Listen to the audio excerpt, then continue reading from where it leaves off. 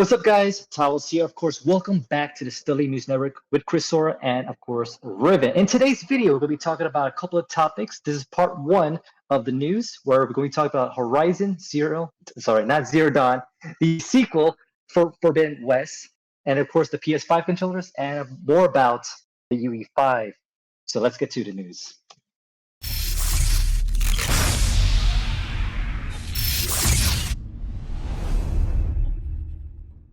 Okay, Horizon Forbidden West. So what do you guys think about the trailer? So they released like a gameplay footage in Sony's last state of play.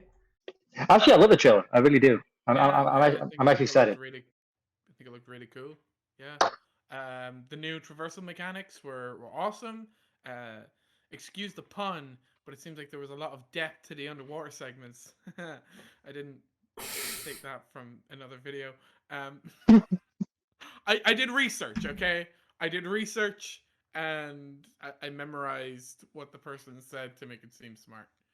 But I'm But the one thing that Riven did bring up, though, like compared to like the very first game, where it was more like a snowy environment, this is like more of a jungle environment, which is pretty cool. Did you guys notice the like electric parachute thingy that she had?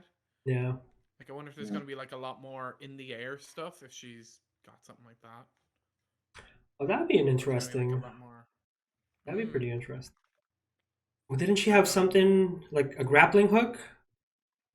I mean, she had like a grappling hook kind of thing, and like a yeah. They've made her traversing really expansive. Then Yeah. I wonder how big the map is, because the first map, I want to say it was huge, but it didn't feel like Skyrim huge. this one, I mean, with all the different kind of environments and stuff, you'd want it to be big because you'd want that kind of transition, or else it would just be awkward, right? Yeah. Yeah, that's true. Mm. Even even the fact that like when you're swimming underwater, it looks huge. It actually looks insanely massive. So it looks like they're taking up all the power of the PS5.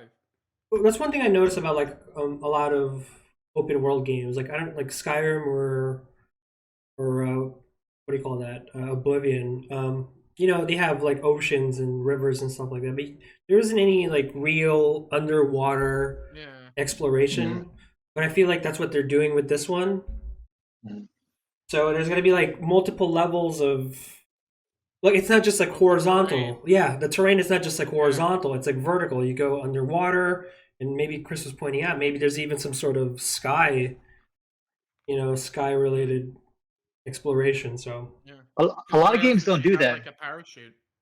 Yeah, a lot of games don't do that, where they actually have like verticality, or in this case, depth to it, like you were saying earlier. It's mostly just kind of more horizontal expansion than vertical expansion, which is, I'm hoping we see more of that, especially utilizing the PS5 tech. yeah. Was there a release date on this? No. Um they did say when it was announced, I think they did say it's coming out this year, so the speculation is kind of holiday 2021 since they didn't give a release date this time. It's got to be the holidays. But with E3 coming up, perhaps that's what they're waiting for to give all these release dates. Mm. Speaking of E3, we will be covering a lot of E3 coverage in the Stilly Boys channel, so definitely have it ready. Subscribe. Exactly. And sorry for Yeah, my it's bad gonna audio be quality. yeah, it's gonna be a busy week for us, but we're gonna try and give you as much coverage as possible, as soon as possible.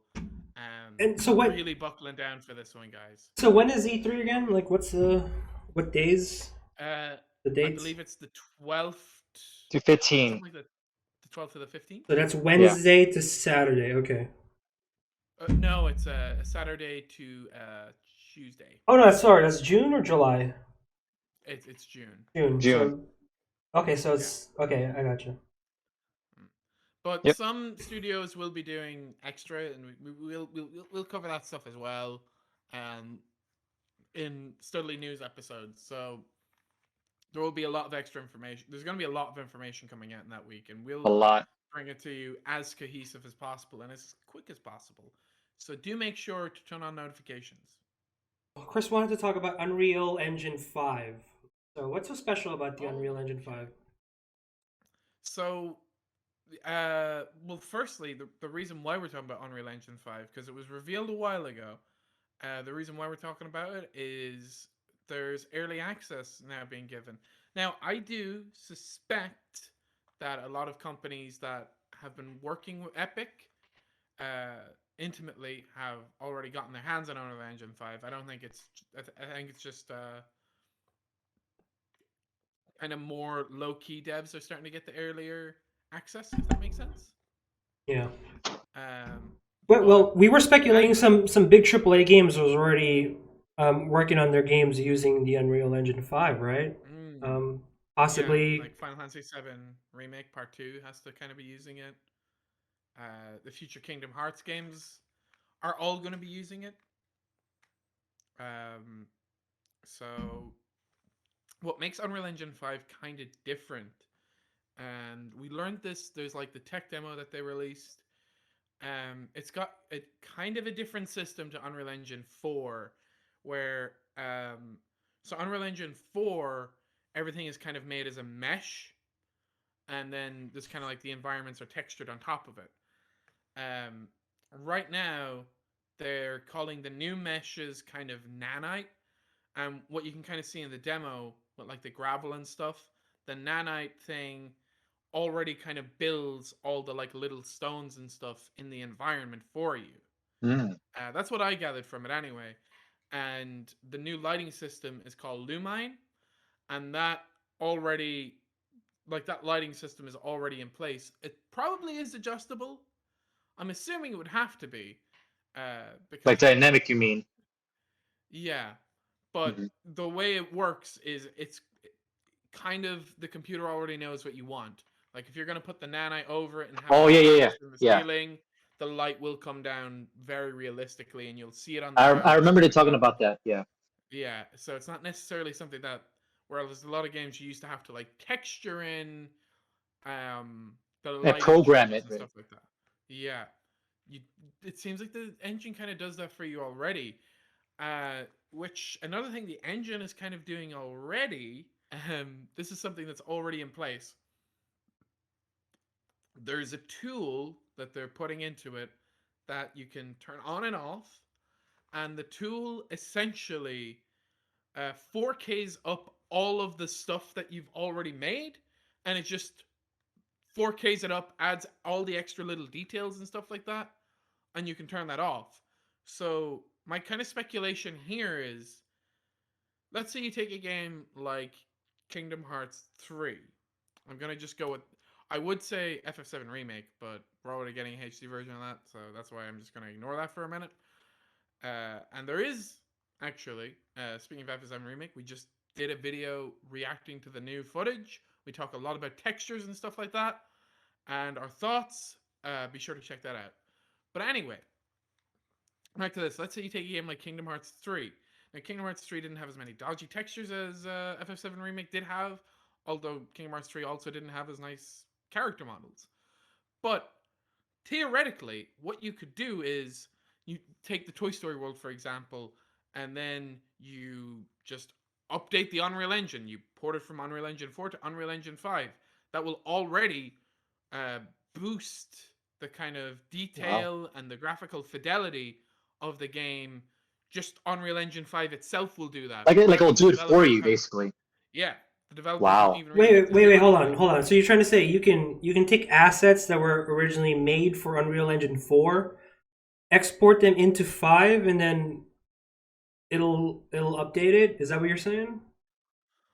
I'm not quite sure how the importing process will work, but presumably Epic will have to make that kind of a thing that you will be able to port from 4 to 5, because I otherwise believe.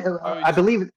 I believe if they use the same assets that was originally in 4, I'm sure that they made that same asset in Unreal Engine 5, but it's just more modified. So if it's a one-to-one upgrade, then yes, it should automatically, Yeah, in theory, upgrade it.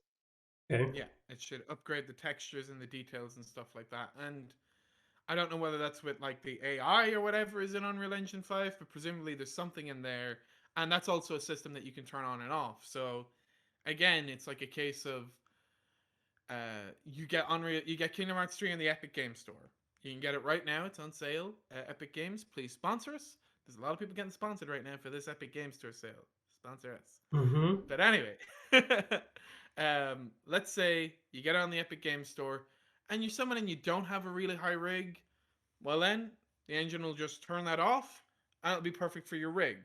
But let's say you're someone with a really high quality rig and new graphics cards. Well, that's a setting. You just turn that on, and already the game has this kind of upgrade, like what HD collections kind of did. And it seems like that's what it's going to be. And it seems like HD versions of. I don't know. We were talking about this actually off camera. Of do we call the new updated versions of games HD remasters? Because technically games are already in HD right now. Do we call them 4K remasters? Oh, like That's probably like what it's going to be. UHD Yeah, it's probably going to be a 4K remaster, if anything. will have to be. Yeah. So presumably 4K remasters are going to be so much easier to do where it's essentially just a setting that you click in the engine when you just port it forward. But that's kind of all the nitty-gritty that we got on Unreal Engine 5 apart from the fact that developers now are definitely using it. We already suspected that some of them were, but now we know for sure that a lot of people are getting early access to it. And presumably the public will have full access to it soon enough as well. Later in the month of June, there's actually two controllers coming out, two different color controllers coming out for the PS5, the Crimson Red as well as the Midnight Black. Obviously, we've seen prototypes of the Midnight Black console itself. I don't think there's a scheduled date for it, but it's definitely on the way. A lot of people are I definitely thought those excited. were just fan mock-ups. Well, I Or is believe there it was actually Midnight fan, Black? but I believe it was fan initially, but I think they're actually going to adopt that into an actual Midnight Black console. Now, That's that's going to still be pretty rumored. cool. It's still rumored, but the fact that they are releasing a controller based on that Midnight Black theme is only like common sense. Like, eventually we'll have a console based on that as well. And of course, the Crimson Red controller as well. I'm not sure if they'll make a console version of that, or maybe some kind of like plate you can exchange. Because obviously, you could actually take out the plates and actually put your own like where you could put your own like shell in the actual controller, so because it's actually a removable piece. So that it might go that route. We don't know, but as a little tidbit here, we are going to be doing an unboxing of both of those controllers here in this channel. So definitely stay tuned for that. The new controllers address the whole issue with the joystick drifting. They did not, unfortunately. But I believe they are still working that. That's one of those reoccurring issues with the older generations. But I would hope they would address it for this. But as of right now, there is no details. Is this something that you can fix with a software update, or is this like a primarily hardware issue? It's primarily hardware, I believe, because similar to Oh. what the Switch controllers are, because they also have drift issues as well. There's actually a video online that someone can actually they actually completely took everything apart, and they actually were able to fix it themselves because it's all hardware based. Wow. So it's something that they're doing in their manufacturing firm or whatever the case is, or whoever actually assembles this together. Um, they don't have either they don't have that QA verifications on it, or it's just one of those things that just linger on it as you obviously press on that controller, whatever the case, and it causes that drifting effect. Hmm. Yeah. One thing one thing we did learn as well, because we were talking about the console being upgraded, is that Sony are actually doing little minor modifications to the console for the end of the year. Yes. Uh, yeah. So, and people, just in case anybody is freaking out, going, "Oh God, is this going to be like a pro version?" Not at all. Sony have done this. They did this with the PlayStation 3, where there's the 4 point or like the 1.0, then there's going to be the 1.1, Mm-hmm. 1.3. So consoles always do get these little upgrades, but by the end of the year, there'll be a little upgrade to the PS5. And another little update that we did get was really interesting in terms of the DualSense is that for a certain game, I can't remember what the game was, doesn't really matter though, but Sony have given the dual like native DualSense support to this game on PC, Mm. meaning the adaptive triggers, the haptic feedback, all on PC, which is really good to see because Sony have always been very protective with their controllers and not given much PC support. With the PS4, you can't really use the touchscreen when you're using it on PC, unless you use different applications to help you use that, where you can use it for the mouse and Like stuff. third party, yeah. Yeah. But Sony themselves are actually starting to allow that with the DualSense, which I think is fantastic. It's a good controller for the features it has, and I think this will also encourage developers to add in, stuff for the adaptive triggers and the haptic feedbacks if they're doing multi-party games or multi-system games, because if they're going to do it on PlayStation, PC, Xbox, at least on the PlayStation and PC version, you can add in the haptic feedback and the adaptive triggers. But guys, that pretty much concludes it. Let us know what your thoughts are in the comments down below of everything that we talked about in today's video. If you haven't already, definitely consider giving us a subscribe, like this video, and we'll definitely see you in the next one. So until next time, it's Talos, Chrisor, and Riven signing out. Peace. Dudley's